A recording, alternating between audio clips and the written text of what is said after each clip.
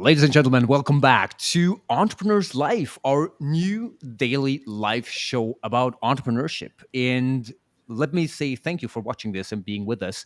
And let me also clarify that yes, I am actually at a bar because everybody thinks this is like a fucking green screen, but no, I just hang out in a bar all day and night.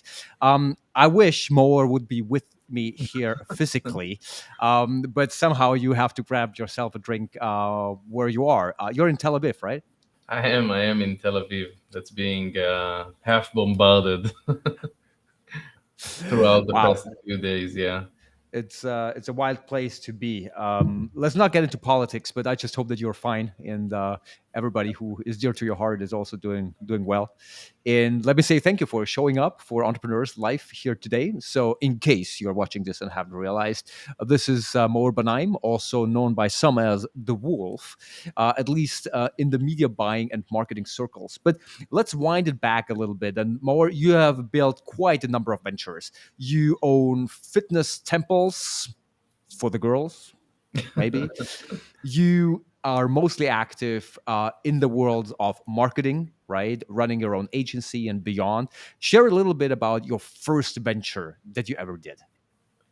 Wow. The first venture, I think it was the agency. I opened it up. I think it was 10, more than 10. I don't know, 10 years ago, something like that. 8 or 10, yeah, something like that. So I worked at a digital marketing agency for exactly a year, like 365 days on point. It was all planned. That's at least what I like to say and tell people. And then I opened up my own agency, and I actually kind of like opened it up during when I worked at that place. And that's a tip that I like giving people that are doing that transition between working for someone into entrepreneurship. Um, that's something I'm really focused on when it comes to helping people, but also I don't want to come out like I'm an angel. It also really, maybe it helps me to learn how people think and just study people in terms of like their fears when it comes to entrepreneurship. It really helped me with the book that I'm writing, you know just Okay, like okay, take okay. One all of step. the Okay, okay. fears. One step after another. So what you're recommending actually is starting out in a job and then transferring that knowledge into your own business. So I think there is a few angles to it. So I think the first one would be, if you want to open up your own operational project or whatever, then make sure that you go and work at a place Mm, that is doing whatever you want to do, and then study it in terms of the mistakes that they're making, the stuff that that you're not going to do when you're going to open up and venture out. right. That's the first thing. And the second thing is, yeah, in terms of stability, I don't think 95% of people, they don't have the financial stability to just, quit their job and then go and open up something else. So I think that it's kind of like, fade in, fade out mixer type of thing, when you kind of like want to make sure that you do kind of like a proof of concept, you get a few clients in, you want to study, you want to get like a stability, and then when it becomes too much or becomes your primary source of income, then you can switch. Because I think that the main, like, there is a few things that people are afraid of when they're doing that transition into entrepreneurship. So the first one would be their boss or colleagues finding out that they're doing something, in the world of what they're doing that might Right. be overlapping. Maybe they're in breach of a contract or something like that. And the second thing is, just how stable is it? Because there is the illusion when you're working for someone that you're stable, you're safe, you have a fixed income,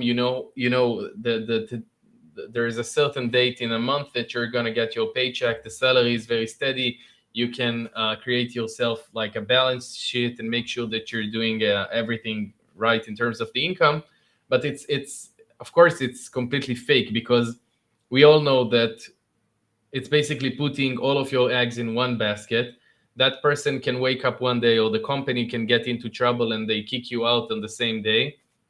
I've had people that had the worst luck in their life. They worked at companies that are IPO, they're being traded on the Nasdaq, and they just decided to close down the Israeli office or something like that, regardless of how good of an employee they were. So um, I personally really like stability, and this is something that I really aspire to, and this is why I branched out into stuff that I didn't think that I'm gonna be, doing.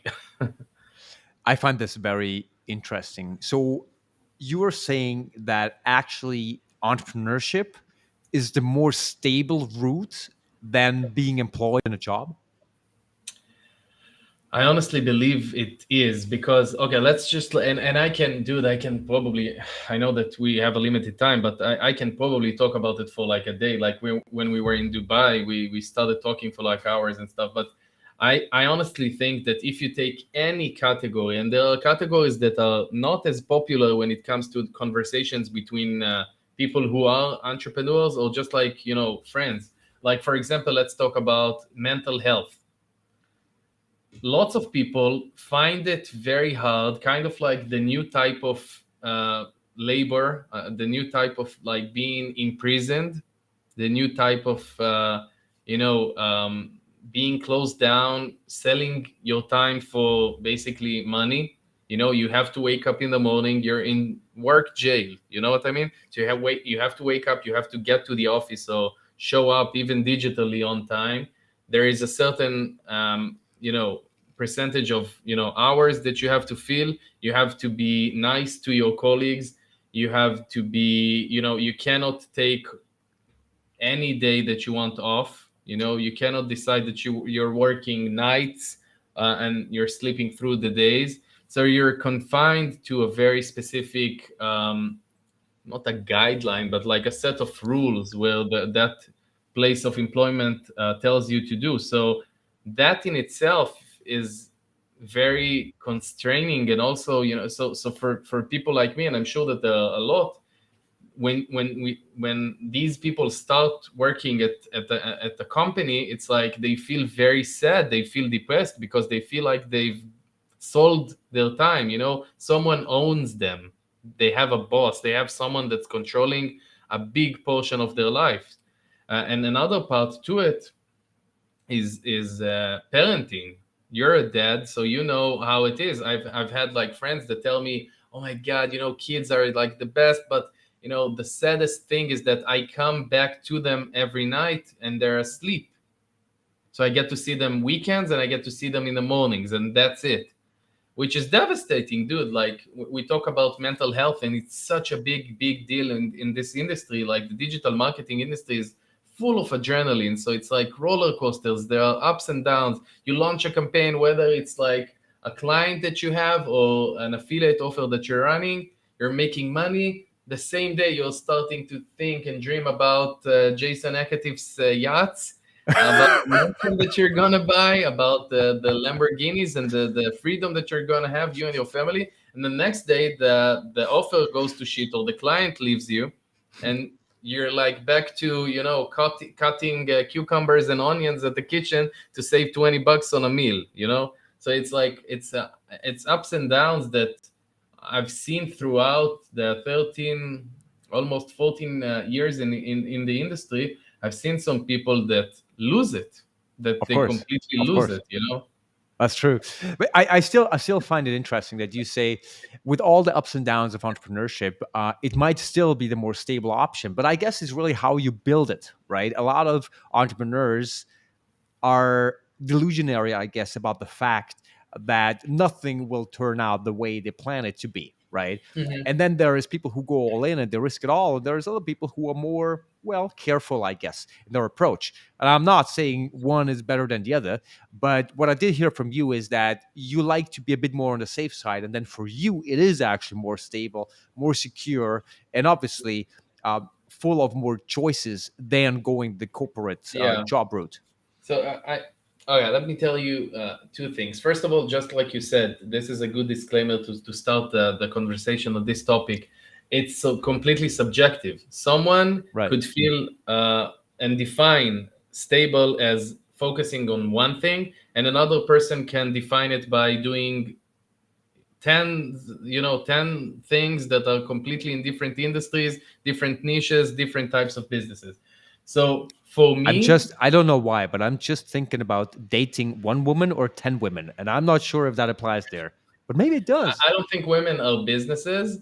I understand what That's you mean. not what I said. No, That no, is no, not no, what I said. no, no, no, no, no. Okay, it came out of context, but I mean, like, I think that yeah, I understand the analogy here, but for me, if I look at the past 24 months, the two big things that I learned about myself, which were a complete game changers, because it's like, I think it's even the last 12 months. The first thing is I always felt bad because people tended to tell me, okay, the shiny object syndrome, and focus on one thing, and stuff like that. And then on the other thing, every time I focused on one thing, I felt a void. I felt empty. I felt like, I work best when I have a time limit. I work best under pressure, and I work best when I have tens of things to do. So I have like the book that I'm writing, and I'm doing the consultations,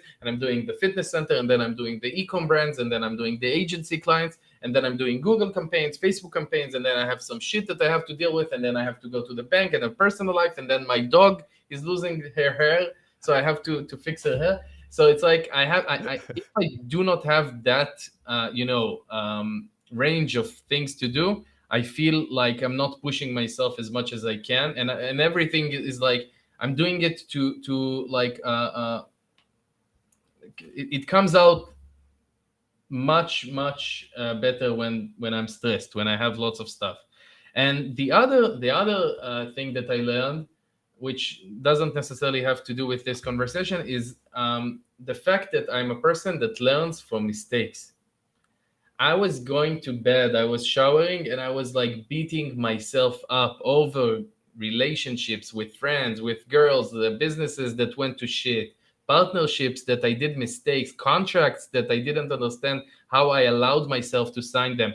And I realized that there is a type of person that the best way that they learn, like honestly, after something happens, something dials into my brain. It's not something that can happen in any other case. So the downside to it, obviously, is that I have to lose something in order to learn. The sunny side to it is that once I learn, it dials in a way that sticks, really sticks. So I changed the word mistakes into lessons when I'm telling myself the story. So the narrative completely changes. Like when I go back to that relationship with that partner, or that lawsuit, or that contract that I signed. I mean, I tell myself, okay, that was a very expensive lesson, which is, it might seem like I'm manipulating or trying to rewrite history, but it really is a lesson. It really is how I, like, the way that I really grasp it. The it's more than just changing a word for me. You just touched upon a lot of different subjects, and we're trying to keep within 20 minutes. So I'm struggling with deciding what I want to dive into. But the first one I have top of mind is you mentioned how you reframed failing for yourself. So tell us, if you can, within a minute or so, a story about one of your biggest failures, and if we have time, how you learned from that. Wow, I have so many. A story about one of my biggest failures. I'm gonna say something that might not be the biggest one, but I'm gonna say it anyway because I don't think I ever told it. One of the biggest failures is that one of the first partnerships that I had in the digital marketing space. I signed up a contract where they told me I have to keep it exclusive with them. Meaning, even after I finished that campaign, which was in a very big industry, they had no patent. It was basically sending leads into, an affiliate network. But I still signed it. And once I realized it's a scam in terms of the contract, then I thought to myself two things. First of all, these people think in a very short term manner, they could have made so much money from this partnership if they were, more flexible and just more authentic, and the contract was more fair, and they wouldn't see people as like, how do we extract the most out of them, exploit them, and throw them out. And the second thing I did was I came to them and I offered them two options. I told them, listen, I'm gonna go over and breach the contract. I'm gonna go over it because I don't think it's You in told them, okay? sticking quote. Yeah, we have two options. The first option is that you're gonna waive it. You're gonna tell me, okay, you know what? Go ahead, do whatever you want. We're freeing you from the contract. Right. And in that case, we might work together in the future. I'm going to see you at conferences. We're going to shake hands. Everything is going to be okay. The second option is that I'm still going to breach the contract. I'm still going to run these campaigns. You're going to have a very hard time to prove it. And we're not going to talk ever again. There's absolutely no chance we're going to work. I'm going to, completely ignore you. And they chose the second one, Okay. which was weird, but I still did it. I still ran that campaign. I made money. It never went to court or something like that, but it was still a mistake signing that contract. Now, if I see something like that, it raises a lot of questions regarding the potential relationship and the partnership or the joint venture. That's very true. I'm always skeptical when in a rather new partnership, the contract seems to be the most important piece of a negotiation or like a start of a new business, right? It makes me very skeptical. But And sometimes you the have other no other side to options, it, right? yeah, and the other side to it, when I think about it, is that naive version of me a couple of years ago. I would have probably lost that money and business and experience that I have now from running that campaign, because I would have torpedoed that deal to begin with. So Right. there's always like, a sunny side to it, and a side that you lose from. That's very very true. I mean, personally, I must say I'm very bad at contracts, but I'm trying to improve that. I'm just coming actually from my lawyer, so it's always things to improve in your Hopefully, business it's and how not you handle stuff. at another room at this bar. Well, I do like to hang out and be close with people who, well, are good to have around, right? So I might not say that I'm not drinking with lawyers. I mean, if it helps, right? Hmm.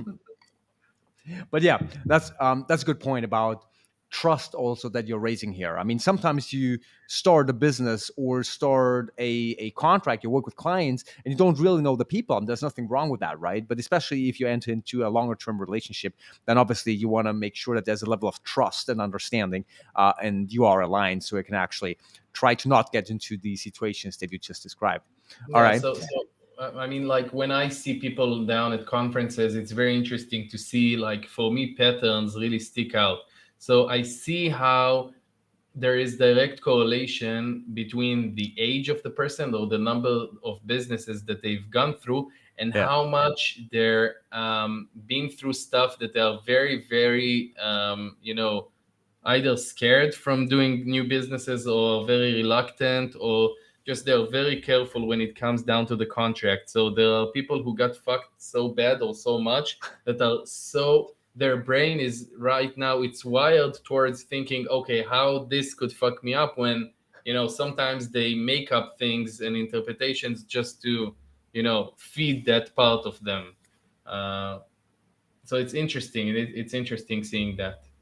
But that also brings me back to what you talked about when it comes to mental health issues or at least challenges, right? Because I think generally in life, and this is especially important for entrepreneurs, it's always how you enter a situation. What's your framing, right? How is your mind set up? And I believe that it is extremely important for entrepreneurs to have a very positive mindset, which doesn't mean that you should be like an optimist and ignore a lot of the signs of something that might go wrong. That's absolutely not what I'm talking about. But in general, towards human beings, I'm happy to say that I see most people who are successful have a decent set of social skills and trust people and are getting better on how they work with Definitely. another human being.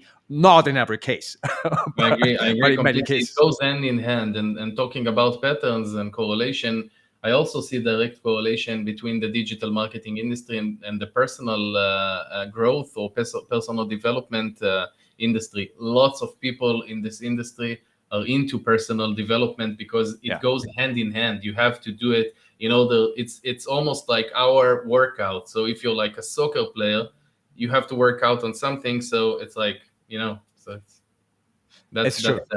that's the It's true. workout. A lot of entrepreneurship is about the mindsets. You better work out your mind. Hmm. Hmm. Mm. Nice. We're over time already.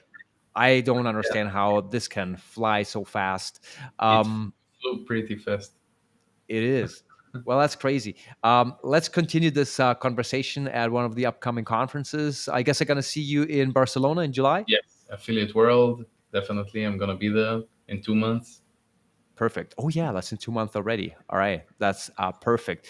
If anybody watching this, if you guys are coming to Affiliate World in July, Maor, myself, and a lot of other guests that I have here on the show are gonna be there. So Mhm. ping us. Let's meet up there. Also, of course, please follow my channels for more episodes of Entrepreneur's Life. And with that said, thank you very much, Maor. Always a Thanks big for pleasure having me. speaking with you. And thanks for touching upon a couple of very interesting points. They're gonna rewatch this episode for sure and take some good notes from it. Thank you very much, more. Thank you so much.